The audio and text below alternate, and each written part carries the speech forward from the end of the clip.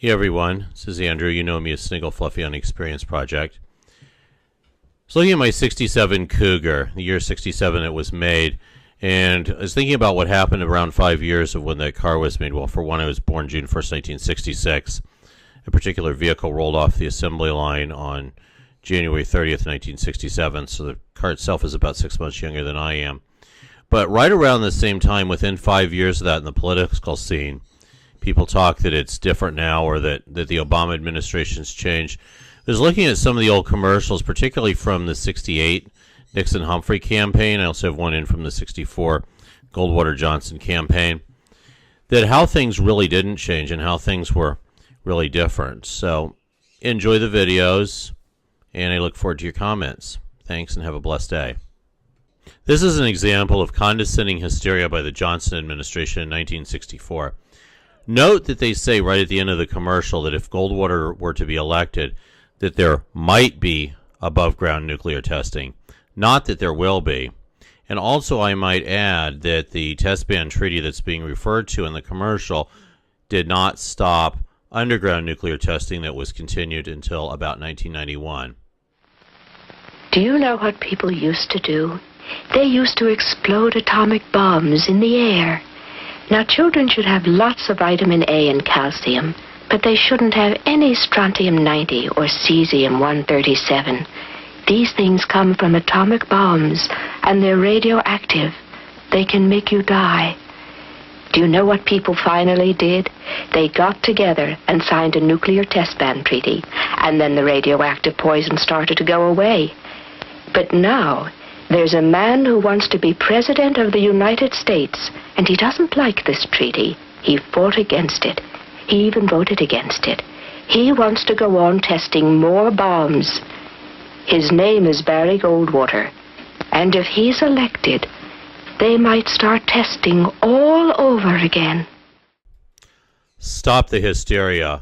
Support the Constitution.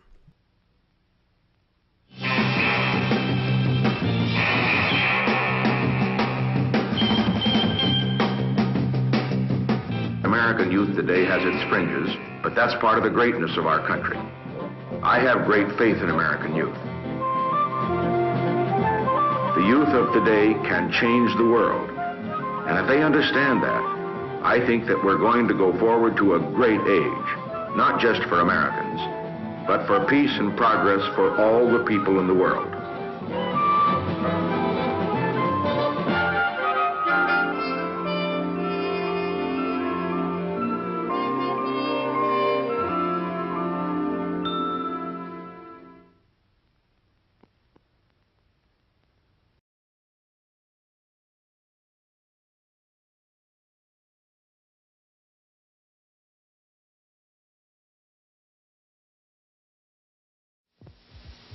And how many more presidents and vice presidents could we say this about?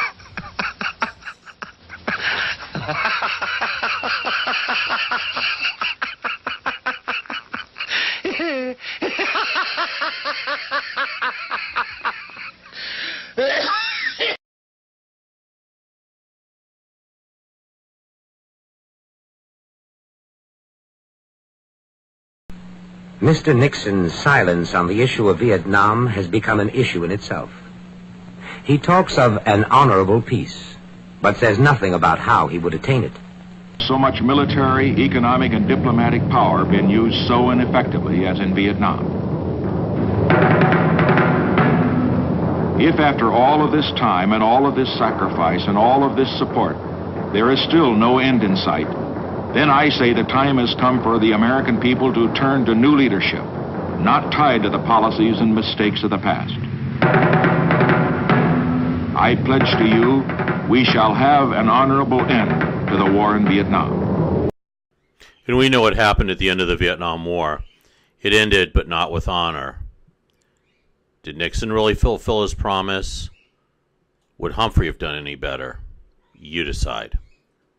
Governor George C. Wallace. Today we are involved in Southeast Asia with 500,000 American servicemen who are totally committed at this very moment between life and death.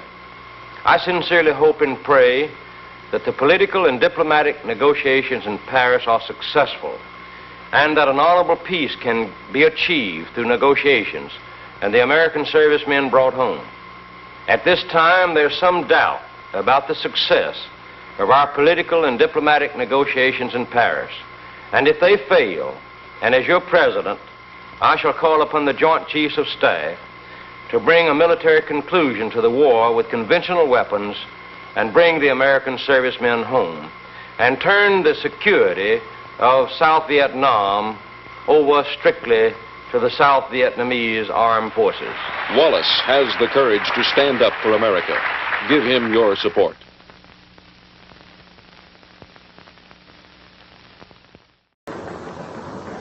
America is in trouble today, not because her people have failed, but because her leaders have failed. We see Americans dying on distant battlefields abroad. We see Americans hating each other, fighting each other, killing each other at home. We see cities enveloped in smoke and flame.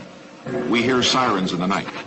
As we see and hear these things, millions of Americans cry out in anguish. Did we come all this way for this? Listen now to another voice. It is the voice of the great majority of Americans, the forgotten Americans, the non-shouters, the non-demonstrators.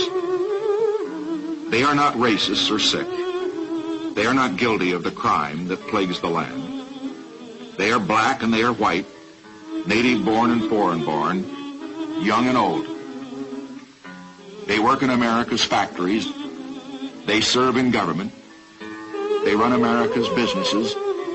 They provide most of the soldiers who died to keep us free. They give drive to the spirit of America. They give steel to the backbone of America. They give lift to the American dream. They are good people, decent people. They work, they save, they pay their taxes, they care. And how many times do we hear politicians, even today, say the same thing again and again and again? I am Andrew Hagle, and I created this message.